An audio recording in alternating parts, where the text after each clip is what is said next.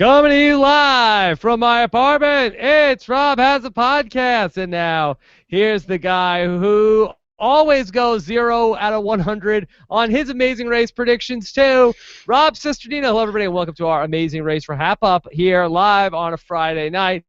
And here I am with the Amazing Race know-it-all. Here she is. It's Jessica Liese. Jessica, how are you? I'm great, Rob. How are you? Yes, I am very happy to have the Amazing Race for Hap Up here tonight, so I don't have to watch the Mets tonight, Jess. Yeah, don't spoil anything. We're DVRing it, and I haven't seen any of it. Okay. All right, so let's go ahead and talk about the Amazing Race, but you didn't DVR that, did you? No, I did not. Well, I did because I have to watch it again, but I did watch it live as well. Okay, all right, so you watched it live, and we're ready to talk about it. Boy, that would be something if we came on and you were like, hey, don't spoil the Amazing Race for me. I haven't watched it yet. That would be an awkward hour. Yeah, that'd be a little bit rough. That would be like a Blair and Haley podcast. Yeah, it'd be something. It would be something. All right. So we went to Amsterdam tonight. It was a non-elimination leg. We had a lot of fighting between Blaley. Yes, there was a lot of Blaley infighting, but it seems like they're not. It's not hate fighting. It used to be hate fighting, and now it's just kind of like Blair realizes that's how she talks, and she realizes that that's how Blair deals with her, and they seem to be okay with that. Yes. She's okay with it. We're okay with it as viewers. It was a night where I think a lot of people were screaming at their television. It was like watching Wheel of Fortune. Yeah, it really was. I mean, how long did it take you to figure out the Revis? Yeah. Darrelle Revis? Yeah. All right. So we got a lot to do here. Let's just welcome in everybody who's watching us here live on robhasawebsite.com. We've got the chat room open. We got a very nice amount of people in the chat room, maybe the biggest live audience that we've had all season. So welcome aboard to all of you guys and girls. And so we've also got our hashtag open on Twitter, hashtag RHAP, and then also on our YouTube channel, Jess, at robhasawebsite.com/YouTube. So many ways to get in touch with us. There is no excuse for not. Yes, no excuse for not getting in contact with us to talk about this episode of The Amazing Race. Only 3 weeks to go, Jess. 3 weeks from tonight, I guess. Or is it 4 weeks from tonight? Whenever May 15th is, that is when it's happening. So 21 days from now, we will crown the winners of The Amazing Race 26. How crazy is that? It's very crazy. Okay, Jess, how many non-elimination legs have we had this season? Is this number 3? Let's see. Yeah, it's number 3. 3. Okay. And so is that it for the season? I think so. Depending on whether they're doing a final 3 or a final 4. No, but if there's 3 hours left of the show, then there has to be another non-elimination leg. Unless they do like, hey, keep racing, like, and they don't call it non-elimination. Yeah, that might be what they end up doing. Yeah, I think that will be what they end up doing because next week they'll get down to 4 teams, and then probably in the next to last week it'll be 4 teams, and they'll be like the last team like, hey, keep racing, everybody, and then go down to the final, start the final hour with 4 teams. Yeah, I think that's likely what's going to happen. Either that or they'll eliminate somebody in the penultimate leg, and there will only be 3 teams in the finals. I don't know which way it's going, but I've heard rumors. All right, Jess, tell us your thoughts on the Amsterdam leg tonight.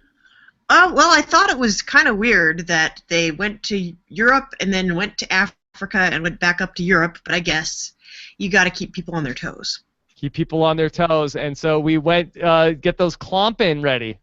Yes, get your toes ready for the Klompen. Yeah, so what did you think just overall about the tasks tonight? They looked fun. Like, there was not a task in there that did not look fun. Even searching for Klompen? Even searching for Klompen was kind of fun. Even riding your bike where it smells like poop? I have to imagine that this is not the poopiest place that they have been on this race so far. Probably not. Okay, so we ultimately ended up with Matt and Ashley, who were not eliminated here tonight. Did you suspect the non-elimination leg was coming, Jess? Well, I knew one would have to happen again at some point, but I didn't know whether or not it was going to be this leg or the next one. Yeah. It's hard to get a good read because sometimes they do the montage when they're definitely going to go home. But once Phil starts with uh, filibustering a little bit about what's going on at the mat, you definitely know it's coming. Yeah, well, it's the worst when he kind of does that and he starts tripping over his words a little bit, and then it is elimination. Like, that's the meanest. Yes, that's very. Or when the last time we saw an elimination, it was just like just cut to the chase. Boom. Yeah. Yeah. Okay, so let's go through a little bit of the highlights and top stories of the night. We found out that many of our teams are really bad at word puzzles. Yeah, that kind of shocked me. Yeah. I tweeted about this, but Jelani and Jenny have presumably both passed the logic section of the LSAT, and they couldn't figure out that a sign with a whole bunch of eyes meant ice. Yeah, and at the point... Yeah, then skating and rink. They still couldn't get that. Yeah, at the point you get skating, and then you get rink, how are teams not able to figure out that the first word is ice? I have no idea. I have no idea, or I have no idea. Well, I think as soon as you get skating as the middle word, you should know what all three of them are. Yeah, it really was, I was bum puzzled, Jess. Yeah, that was flummoxing. It really was, because teams just like went over and over and over to try to get through that, and it was a very easy puzzle, you would think. One of the easier puzzles you've seen. Yeah, I guess there's some added toughness in that you're in a boat and it's cold and you're half naked and the water is hot. Yeah, and the water I think cooled off after a while. There's not like a central heating unit in that hot tub. I think it got cooler after a while. Like Tyler and Laura were complaining about this quite memorably. The water is tepid. Yes. The guy said it was 100 degrees, but that's not overly warm for a hot tub. Like, I usually like it a couple degrees warmer than that. How many? How hot do you like the hot tub? You like your hot tub to be about 103, 104 at least. 103, 104. Okay. Yeah. So, if you get it to 100, keep it 100. How do they get the hot tub that hot in the first place? I'm guessing that they have the water warmed separately. There might be like some sort of heating unit somewhere in the boat, but I can't imagine it's very effective. Yeah. Okay. The teams took different approaches to the hot tub. Of course, there was the Tyler approach, which was to just get down to your underwear. And then we had like the Jenny approach, which was to go in the hot tub with a bathrobe on. That can't be comfortable. Right. That seemed odd. And then also we had the Haley approach, which was, I'm not exactly sure, she was wearing a shirt and underwear? Yeah, it looked like a shirt and underwear. A shirt and underwear, or as but it was like it was like a clingy, stretchy shirt, but yeah. Yes, that she would tell you that she is practically naked, which... You can't call yourself practically naked if you have long sleeves. Yeah. Unless you're Amish. I know. She said that I was almost completely naked. I was in underwear and a shirt. Yeah, that's not almost completely naked. Yes, that's almost with no pants on. Yeah, she's wearing basically what I wear to the beach, so... Yeah. But apparently a bunch of guys laughed because they saw her butt. Yeah, well, maybe they were just laughing because of the spectacle. Like, maybe they heard her complaining and that was funny in and of itself. We don't know that it was because they saw her butt unless they cut out a part where they're like, ha, we can see your butt. Yeah, well, it wasn't that funny. Even if you could see her butt, I don't think that would, get a bunch of guys, hysterical laughing. Rob, you're forgetting where they are. In Amsterdam? Yeah. Oh, you think that they were high? They might have been high. I'm not saying they weren't high. Okay. Well, maybe that would make that extremely hilarious. I bet just in general, dealing with Haley might be easier in Amsterdam than it might be in other places. Yeah, well, maybe maybe the reason that Blair was so cool this leg, maybe he stopped off at a coffee shop. I don't know. Maybe that's the RX for dealing with Haley. Maybe it is. Maybe it is. What did you think about the way that Haley treated Blair in this episode? Well, I think she was, in her weird way, I think she was trying to be supportive. Well, we had during the Klompin thing, you know, she was just like, you know, she just kept saying, come on, Blair, come on, Blair. But I think he's gotten really good at adjusting to it. Yeah, he was just, it really didn't shake him that much. And there's a point when they're on the bikes and she's complaining that he's going too fast for her. And he turns around and he says, Haley, you're doing great. And I thought that was really telling as well. And then he slows down and lets her ride alongside him. And I think he's kind of realized you got to put your criticism in the compliment sandwich. I think so. I liked it when he slowed down to ride with her. She was like, come on, let's go, let's go. Like, she was like, let's go faster. Yeah. And so then after they couldn't find the right place to turn, then she really chewed into him. Yeah, well, I have to give her some credit there because she was right and he didn't listen. I mean, everything she says is technically correct, which is the best kind of correct. But yeah, she's being Haley about it. Yeah. But you could see they did show the scene where she said, I think that's the street we have to turn. He's like, no, it's not. And he keeps going and doesn't listen to her. Yeah. I like the resolution they came to where she said, you know, I'm always right and you never listen. And he's like, okay, well, let's move on from that. But she's like, but the thing is, I was right. Yeah. Yeah. That's like, but we're skipping past the important thing. Where we're not moving on from this yet because we haven't really processed. I was right. Yeah. So I do feel though that Blair has gotten it down to just like she just is gonna go on and on and on. He's just sort of like the doting husband at this point. It's like, all right, come on. I think it's like you get accustomed to it. Like if you work somewhere where you have a certain level of background noise on you all the time, after a while you just tune it out. And I think that's what Blair is doing here. Yeah. And, you know, it's just like he's built up a tolerance to this.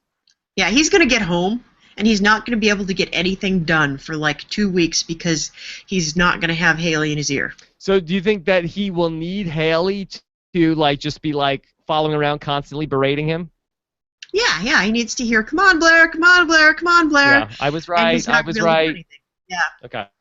Let's go ahead and talk about some of the tasks from this challenge. So we started off first with going to Amsterdam, and then who has a nice set of Klompin? That could really be anything, couldn't it? Yeah, what is Amazing Race going for? What is that? Is that a pun on something? I don't even know. I can't imagine what it would be a pun for, and I can't imagine what it would be a euphemism for. It's like, is it a cheeky euphemism for something? Who has a nice set of Klompin? And you notice that Haley didn't jump on that and say, I've got a nice set of Klompin, so we know what it's not. Yeah. I don't know. I don't know what that is. Maybe one of the Amazing Race producers can shed some light on that. Or maybe it's just shoes. Yeah, who's got a nice set of Klompin? So you had to go and find a matching shoe. Was everybody's shoe the same, and there was only so many matching pairs of that shoe, or everybody have a different shoe, Jess? I think everybody had a different shoe. Everybody had a different shoe. There were many, many different kinds of shoes. And so you had to find the one shoe that matched all the pairs that you had. Yeah. Okay. So most of the teams got through this without too much difficulty. You know, Mike and Rochelle struggled with this, but nobody struggled as much as Matt and Ashley. Yeah, Matt and Ashley didn't really turn on each other. Could you imagine if this was Blair and Haley? If this was Blair and Haley, I think they would have burned down the shoe shack. Yeah. What do you think of the woman that was just like knitting in the center of the Klompin factory? She's just like being singularly unhelpful. You see Matt ask her for help, and she doesn't even acknowledge him. She's just like stares straight ahead and does her knitting. Like, that's just mean. Like, at least she was very rude. Yeah, at least be like, no, I'm not allowed to help you. Do it yourself. Yes. And so ultimately, Matt and Ashley just went on and on and on. Matt is growing a beard, Jess, and the beard, he will not shave it until they win, or the end. Well, okay. What do you think of that? Do you Isn't like he that? not going to know whether he wins or not until the end? I guess so. Do you like the idea of like a playoff beard in the Amazing Race? Well, if he gets eliminated, what happens then? Does he shave the beard, or is he never I think allowed to so. shave it? Is he going to end up It brings looking up a like? good question, Jess. Do teams shave on the Amazing Race? Yeah, I mean, they must. you have access to all of your various grooming tools. Like, the women flat iron their hair and wear makeup. I would guess, though, that you would probably, in the interest of airport security, I would not bring a razor on the Amazing Race. Yeah, that's interesting to me. I never thought about that before. I'm trying to think if I was on the Amazing Race, at what point I would say, you know what, I think I'm going to shave today. Yeah, I think if I was a dude, I would go into the Amazing Race with a beard. Like, Mike's got the right idea. He doesn't have to maintain that for the entire time that he's on the race. Yeah, because these guys that get to the end of the Amazing Race, they don't typically look like guys who got to day 21 of Survivor. It's true. So That's true. I guess people feel like, hey, I'm on TV, I might as well shave. Yeah. Well, Tyler's got a little bit of a scruff, and Matt's got his beard going. Mike already came in with a beard. Yeah. Just overall, did you like the teams riding bikes? I did. I thought that was great. I think it was good for everybody too, to kind of get them stretching their legs. They got out in the fresh air. They kind of cooled off a little bit. They've been to Namibia where it's very hot and dry. They have the climate change. They need to get used to it. I think everybody appreciated the chance to be outside a little bit. Yeah, except for Haley, who felt like it was very cold to be outside. Yes. Well, Haley is a Florida girl. She's not used to those kinds of temperatures. Do we know what time of year this is in Amsterdam? Yeah, it was November. Okay, that seems chilly. Yeah, in fact, I think it was like 2 days after Thanksgiving, and the reason I know this is because the dinner that you see them sharing in Namibia at the beginning of the episode apparently it was Thanksgiving. Oh! So they let everybody have dinner together. That was nice. Did you like that they started the Amazing Race episode like that? They're eating, sleeping, and mingling again. Nothing could thrill me more. Yeah, I like that. I wish they would do more stuff like that. Like I'd be okay with like the first 10 minutes being at dinner. Yeah, well, I don't even think it necessarily needs to be at dinner, but show them interacting in a context where they're not ready to compete with each other. Yes. And I think they used to do that all the time in the very early seasons, and almost every fan I know that watched those early seasons misses it like crazy, so I think everybody's really thrilled to see them bringing it back. Yes, we miss it. Okay, so the teams went out and were riding the bikes there in Amsterdam. Could you believe there's more bikes than people in Amsterdam? I can believe it. When we were coming I've been to Amsterdam once, and when we were coming into town, there's a parking garage. There's like a 8-story parking garage, and the entire structure is full, like every level, every square inch is populated by a bike. There had to be like 10,000 bikes in this one structure, so I believe there's more bikes than people in Amsterdam. Why, do people have like 2 bikes each? Yeah, you have your summer bike and your winter bike, or your road bike and your countryside bike. I don't know, I only have one bike. Or do they have the bikes there all for tourists? Well, they have to have tourist bikes too, because everybody owns their own bike, and then you have extra bikes for people that are visiting. Yes. Do they have city bikes, Jess? They do. They have some kind of bike share program. Yes. Have you ever rode on a city bike? No, I've never ridden a city bike. Yes. They don't go above 59th Street, so it's basically useless to me. Okay. I'd like to do that. I'd like to ride a city bike. It's fun to do once, I guess. I guess so. But I'd be scared I'd get hit by a car. Yeah, I don't ride anymore. I think we've been over this before, because I used to get doored a lot, and it's not fun. I have a bike, and I'll ride it, like I'll take it on organized rides, but I don't ride it in the city. It's a good call. It's a good call. Okay, so the detour tonight was soak or shuffle? Soak or shuffle, and this is a tough one because they both looked pretty fun. They both looked fun, but which one do you think ultimately was easier? I think it depends on your strengths. I think soak looked like, on the surface, I think soak looked easier. But I think if you had a knack for it, I think you could have gotten through shuffle pretty easily. Yes. What would you have chosen, knowing what you know? Knowing what I know, I probably would have chosen shuffle, but I think going into it blind with just the idea that you could get in a hot tub or go to the shuffle, I think I would have been inclined to choose soak. Okay. I mean, soak did look pretty fun to ride around Amsterdam in the hot tub. Yeah, when are you ever going to get to do that again? Like, you can go to any bar in Brooklyn and play shuffleboard, but, when are you ever going to get to ride in a floating hot tub? So I think it is kind of informed by what's going to be the best experience. Yeah. And so, Jess, I was thinking about in the beginning of the episode when Jelani says that he knows that one of the rules on The Amazing Race is don't U-turn a person that you could see again. Did you feel like, is Jelani potentially know the JL rules? Jelani's been listening to the podcast. Yes. Look at you. Look at me. That's a rule. It's a rule. Of The Amazing Race that you never, because you don't want to see the person again. But the way that Matt and Ashley handled that when back in that first conversation, like, yeah, look, we were just doing what we had to do. Is that an apology that counts? No, that's like a Dan Foley apology. Yeah, like I just did this because you did it to me first. That's why. Yeah. Yeah, basically. Even though they didn't do it to them first. No, they didn't do it to them first. Yeah. But he could say, or they could do the Will Sims apology, which is like, we U-turned you because we don't like you, and we're just telling you the truth. That's true. That's true. That's true. Okay, so soak or shuffle. Did you understand the rules of shuffle? Yeah, I did. Okay. You had a bunch of discs, and it was like one-sided air hockey, basically. Mm-hmm. You had to slide the discs, and there's 4 slots, and each one's got a different point value. And if you got it into the slot, you got that many points. But that's if you slid it in there directly. If you banked another one off of it and got it in that way, you got a 10-point bonus. Yes. Okay. So the bonus, I think, was what was confusing. Yeah. Well, that didn't seem confusing to me because we saw it happen and it came up on the screen 10-point bonus. So I was like, yay, Amazing Race stealing stuff from Blind Date again. Use the cartoony little things on the screen to tell us what's going on.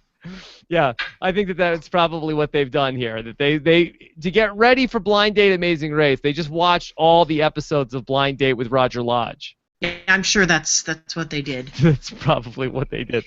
I think that they should have more captions on the screen on The Amazing Race. Do you think that Haley breaks down in 3, 2, 1. Wouldn't that be? Well, I think that would be good. Yeah, well, they trot them out. Like, it seems like the last 2 or 3 seasons, they've trotted it out every couple episodes. They have something kind of gimmicky, and they give you a little cartoon mascot to go with it. I like that. I like when they do that.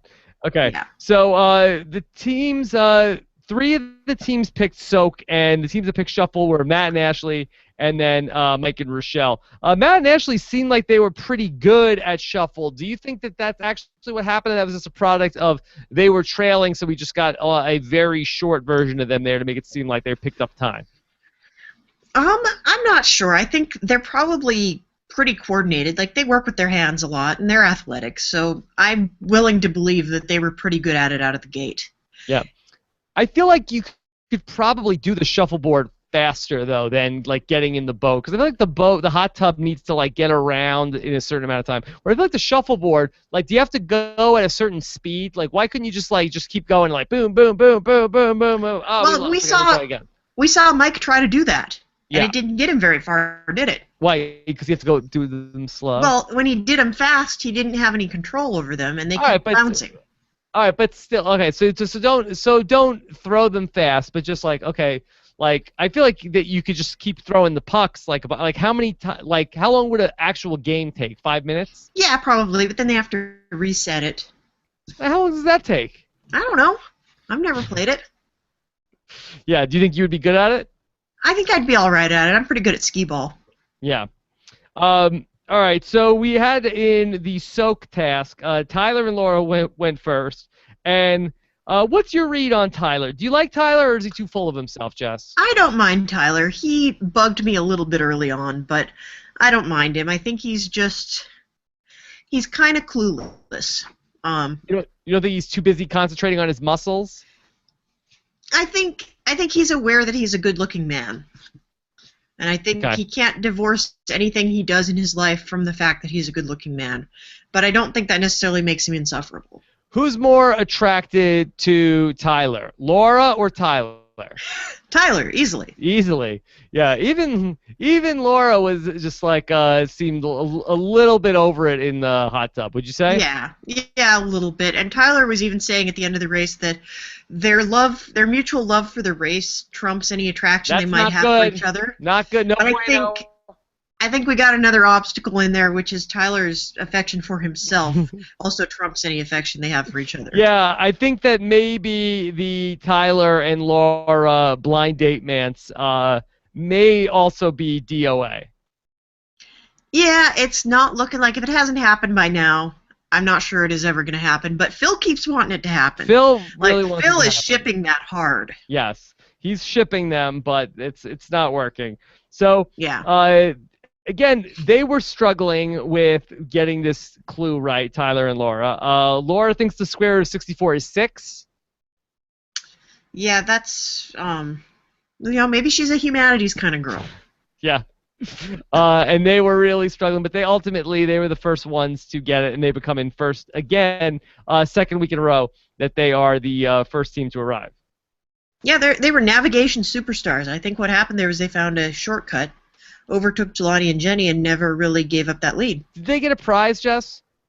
Yeah, they got a prize. They always get a prize. They got a trip to Korea. Oh, okay. So they can, if they decide not to travel together, one of them can take the trip to New Zealand and one of them can take the trip to Korea. Okay, there you go. All right, so Blair and Haley, they finally get there. We talked about Haley's outfit going on the hot tub, and she was practically naked. They really milked that in the commercials for this week's episode. Yeah, they really did, but I think they were just proud of themselves that they figured out how to get people to strip down to almost nothing in November in Northern Europe. Yes. Jess, are you liking the every week is a dress up at the start of the episode? Well, they took a couple of weeks, they took a week off from that. We didn't see them dress up as anything in Namibia. Yeah, they should have done that. Yeah, I'm not sure what they would have dressed up as. Namibia Bushmen. Yeah, they couldn't never have gotten that past the censors.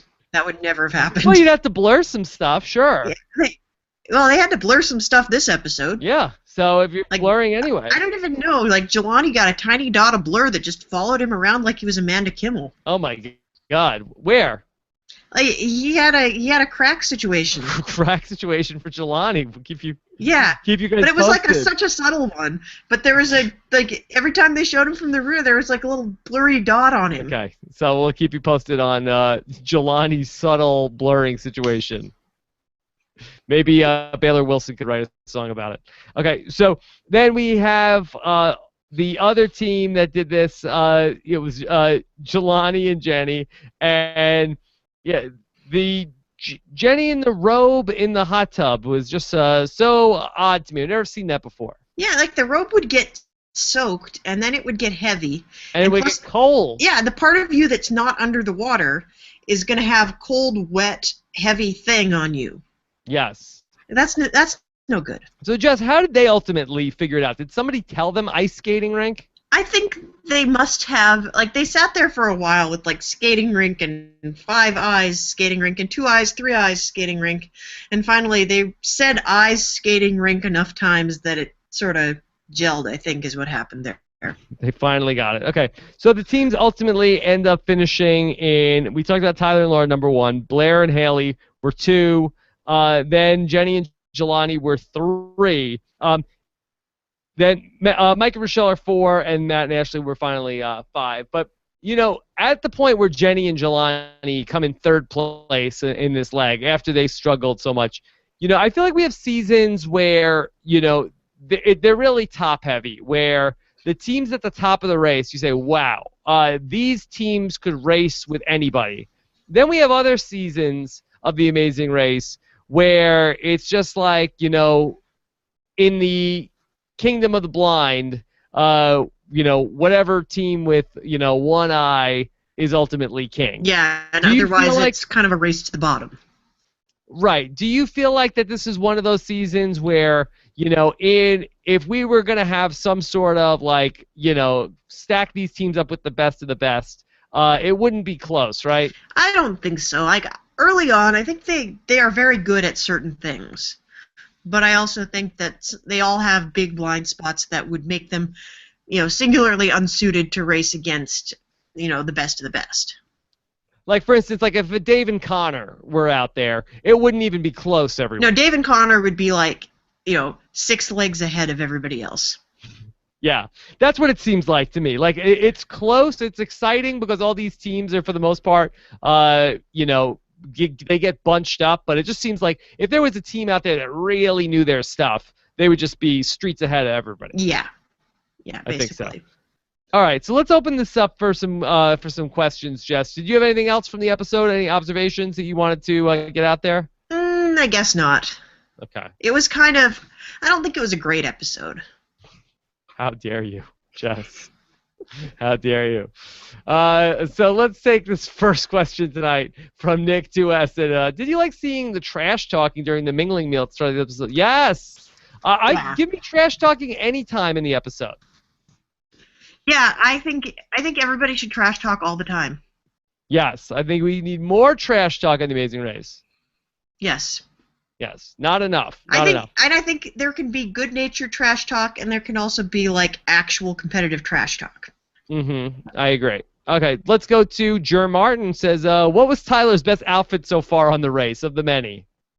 Gotta be the lady boy, or excuse me, the lady man. Lady man, that's right. You don't like his bougie Monaco outfit? Well, he looked great in the bougie Monaco outfit. Yes. But that was really an outfit that Hayes wore, not Tyler. Okay, that's fair. If it was what outfit did Hayes wear, that would be better. Yes. Okay. JJ Rule says, do you prefer detours that they have to solve the pit stop location? Do you prefer that? I like any time there's an element of brain power beyond just go find this place. Like, I've loved it every time they give people like a piece of money and say, go find the building on the money. Or find the place that this famous person visited.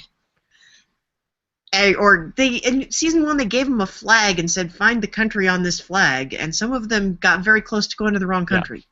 Yeah. Just was Phil actually at an ice skating rink? Was that what where they had to go to? Like, where did ice skating rink come into play?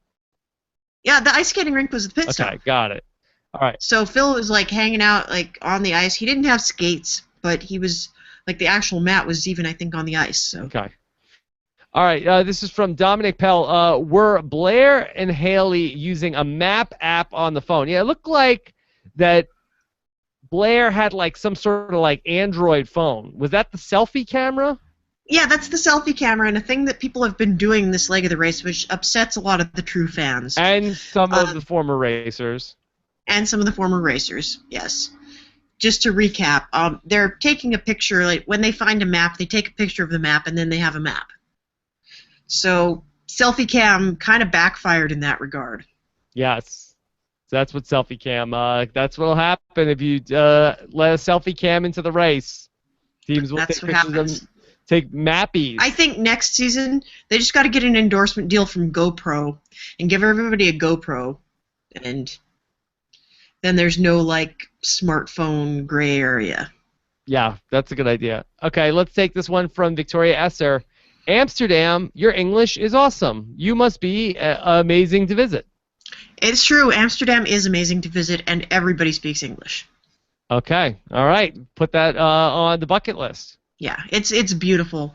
I especially enjoyed the Tulip Museum, and we ate at a restaurant that was called Pancakes! It was wonderful. Okay.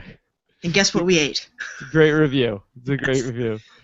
This is from George Wise. It says, we've never seen a fast forward later than leg 10 on a 12-leg season. Do you think we'll see a fast forward next leg?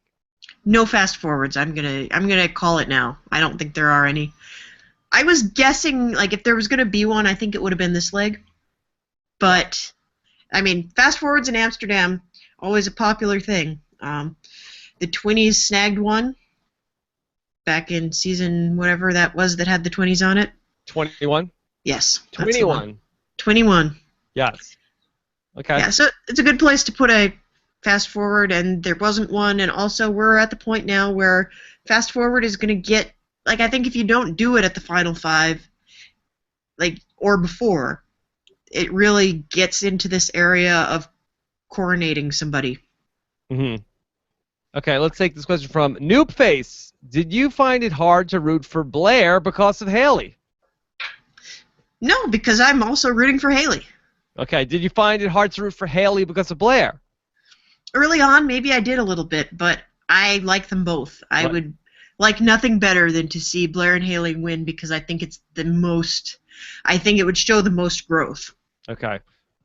Let's bring in Nick Towns, who says, if Brendan and Rachel were in a season with Blair and Haley, which couple would get more screen time? Couple used loosely in the second case.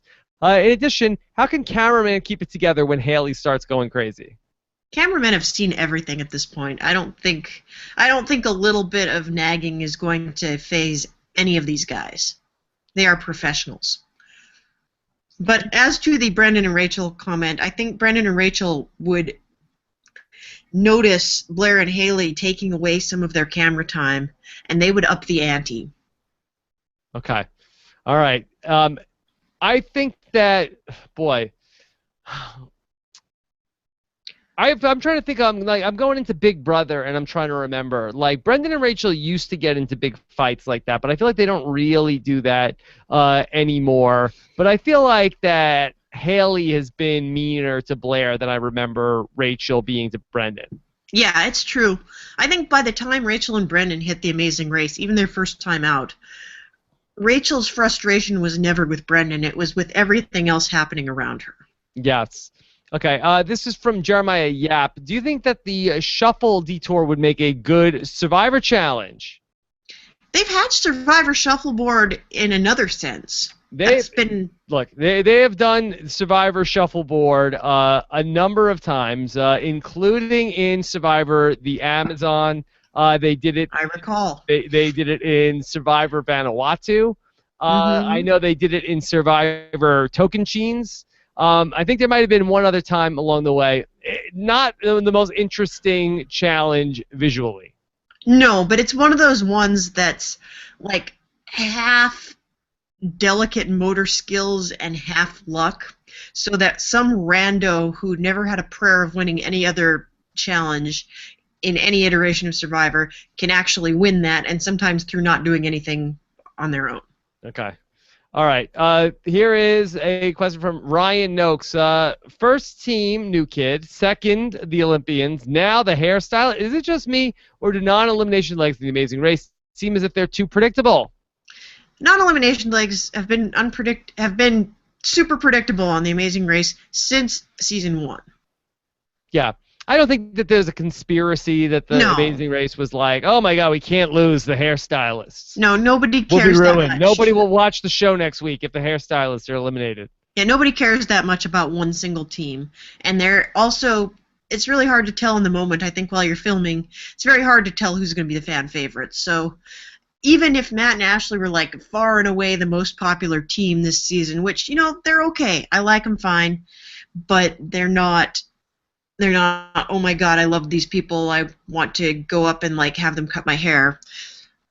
I think the show would have a very hard time telling that was what was going to happen, and they would never rig the show for that. Yeah, I mean, not for that. I mean, there's been times where there's like a Mark and Bopper got as you say, oh, okay, did they do something like that? But half the time it's like, really, that they're going to, risk the integrity of the show with all due respect to Matt and Ashley. Like, I don't think they're going to, go, really reinvent the wheel to say, we got to save them.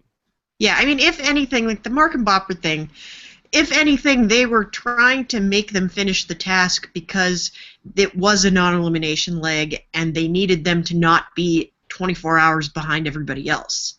So in that case, it was more like, yeah, finish the task, because if they were going to be out, they could just quit, and Phil could come and get them and be like, yeah, you don't have to do this anymore. Okay. Let's do a few more questions. Oh, Mike Bloom. Give it up for Mike Bloom. Did anybody else expect to see Porky Pig pop out when Tyler was talking about his costumes? Porky Pig. Yes. I think this reference is lost on me. I thought it was an Orphan Black reference. I thought if I watched you and Mike Bloom talk about Orphan Black on post-show recaps, I would know what he's talking about. I don't believe there's ever been a Porky Pig on Orphan Black. Yet. Yet. Okay. I mean, there's a lot of clones we haven't met yet. One of them could be like a strange experiment. Okay. George Wise says, which storyline is more likely to end in victory, the individual strengths of the blind daters or Mike and Rochelle's underdog story? I think Mike and Rochelle would be a satisfying win, to be honest. Sure. They started out really rough, and they learned from their mistakes. They won a leg fairly early on. They've been solid. They've been solider than people give them credit for. Okay. Once again, they're next to last. How many legs this season have they been next to last? That's a good question. I can probably find that out. Okay. All right. Let me while you're marinating on that, let me ask you another question. Okay. All right. This is a long one from Gary B. Am I the only person who misses the airport rush teams trying to get ahead by getting on standby or other options, and people having a lot of time ahead of other teams, or people getting so far behind? You know, sometimes it's interesting, but I think lately we don't see it because they've been pre-booking a lot of the flights. And I think they want to kind of cover that up. Like, there was a lot of that early drama where, you know, someone would find an earlier flight and everybody else would be like, where are they? Are they far behind? Are they far ahead? And it's a little bit interesting. I don't like it every episode. I don't mind not having it every episode. Yes, you like it sometimes. Yeah, FYI, the answer is Mike and Rochelle have been in next to last place 3 times. 3 times, okay. Not less than I would have guessed. Yeah, it's a lot less. Okay. Actually, well, if you count... Yeah, there was a non-elimination leg. They were next to last in both halves of the non-elimination leg, and they were next to last, so it's 4 times. 4 times, okay. Yes, that's not terrible. I mean, but it's like, how many legs have there been? Yeah, it's not the best record of anybody. There's been 9 legs, so that's just under 50% of the time. Okay. They do have, I think, the lowest average of anybody left in the race. Okay. This is from Mr. Air Sonic. Except when were maps ever helpful? It seems that every team in all seasons who uses a map argue. He says, except when were maps ever helpful? He's sassing us. Okay, all right, got it. Maps have been helpful to everybody 95% of the time. What you're referring to, Mr. Airstonic, is the other 5% of the time that they show. Yeah, are maps overrated on The Amazing Race, Jess? Yeah, who needs a map? Nobody needs a map. Just, like, go where you're supposed to go. Use your internal compass. Yeah, I know where I'm going. I don't need to stop and ask for directions. Yeah, maps are for sissies. I don't need no stinking map. Okay, Gary wants to know, are the teams going to Machu Picchu next week? No, they're not going to Machu Picchu, but they are going to Peru. Are the teams going to Boston next week? No. Okay.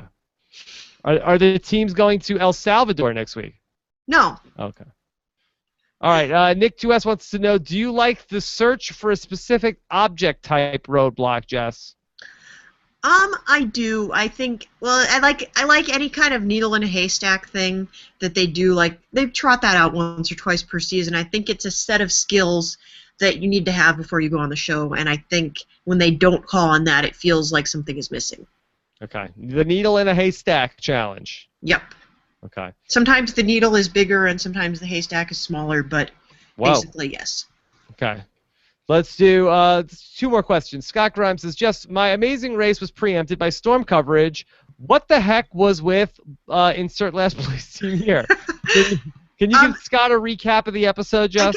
I can tell Scott, I don't know if this is true in his area, but a couple of people tweeted this at me, that their race coverage was preempted by storms. And I believe that in your area, check your listings. They might be rerunning the race at 1:15 tonight. What part of the country had storms?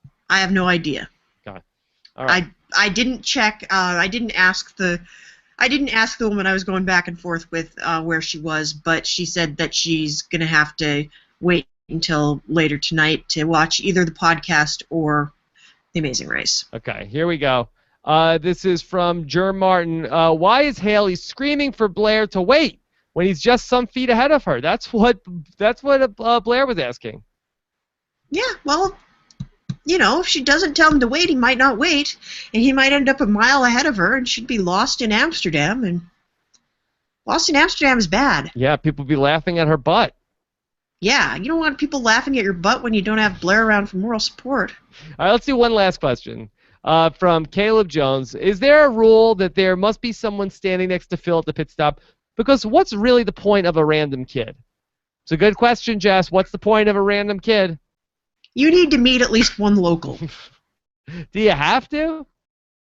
I think I like having a greeter there, and sometimes it comes back in like the memory challenge, and sometimes it's just like you want someone to say hi to you.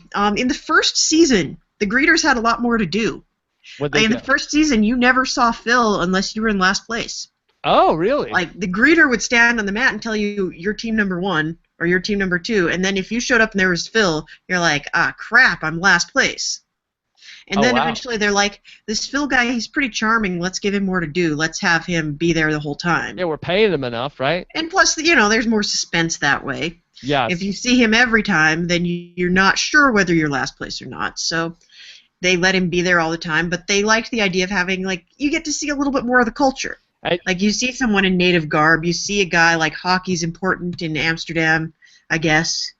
Can you believe we saw the Amsterdam Wayne Gretzky?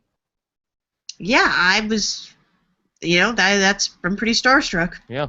He's only 15 years old, and he's the Wayne Gretzky of Amsterdam. He's probably born in January. Probably. Someone's been reading their Malcolm Gladwell. Okay. All right, Jess. Great job today. We need a hashtag. Butt laughter. Butt laughter. Okay. There you go. Butt laughter. I was going to go with compliment sandwich, but it's been that kind of week on the podcast for a butt sandwich. Sorry, butt laughter. Butt laughter. No. Now the hashtag is butt sandwich. I think that I would not recommend. That's probably an NSFW hashtag. That's probably something somebody's already using for something, but I don't think butt laughter is. All right. Just what a week we've had on RHAP. Earlier tonight I spoke with the great Neha the Slaha, from Big Brother Canada 3. Lots of very exciting week on Big Brother Canada this week.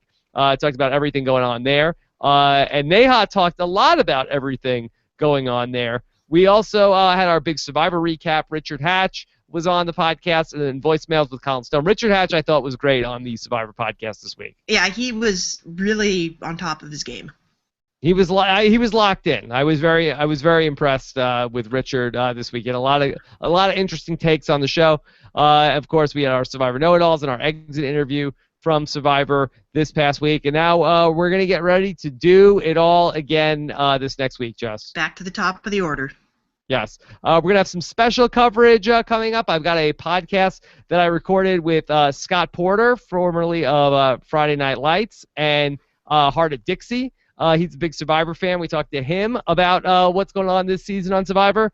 Plus, we will do our amazing race wrap-up once again next Friday, 9:15 p.m., as we get down to the final 3 episodes of the season. Yeah, it's really winding down. Yes. All right.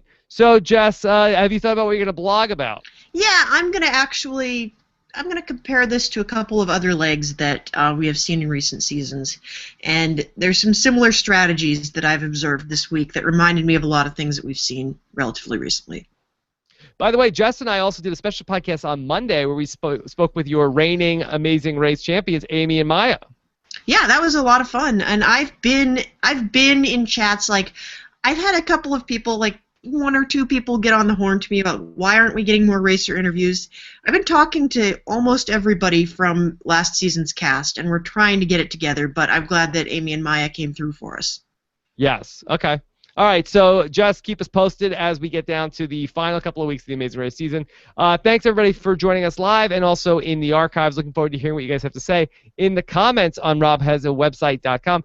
Thanks, Scott St. Pierre, for pulling all the questions, and have a great night, everybody. Talk to you soon.